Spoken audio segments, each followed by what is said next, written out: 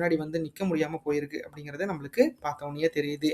அடுத்து பார்த்தீங்க அப்படின்னா, கீழ் வைத்தியனான்குப்பம் தேர்தல் முடிவு நிலவரங்கள் பார்த்துரலாம். அந்த வகையில ஆண்கள் பார்த்தீங்க அப்படின்னா 1,05,284 பேரும், பெண்கள் 1,10,012 பேரும், 3ஆம் பரிந்துரையில் 8 பேரும், ஆக மொத்தம் 2,15,304 பேரும் வாக்காளர்களா பதிவு பெற்றிருக்காங்க.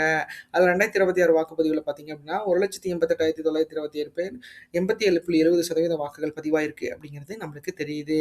அந்த வகையில பார்க்குறப்ப பார்த்தீங்க அப்படின்னா, இந்த தொகுதியில தமிழக வெற்றி கழகம் தான் வெற்றி பெற்றிருக்காங்க. தென்றல் குமார் அப்படிங்கிறவர் போட்டிட்டு இருக்காரு. அவர் 39.10%ம் 74,305 வாக்குகளும் பெற்றிருக்கிறாரு.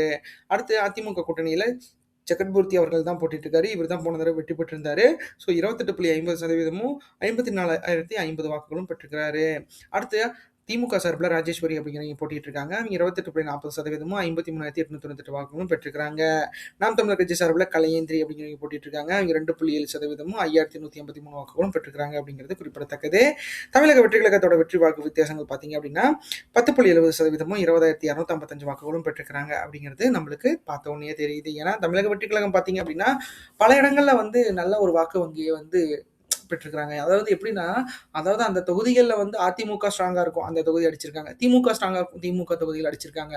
பட் ஆனா அதிமுக, திமுக ஸ்ட்ராங்கா இருக்கிற 2 பேருமே ஒரு ஸ்ட்ராங்கா இருக்கிற தொகுதிகள்ல தான் இந்த தடவ அதிமுகவும், திமுகவும் வெற்றி பெற்றிருக்காங்க அப்படிங்கிறது நம்மளுக்கு நல்லாவே தெரியுது.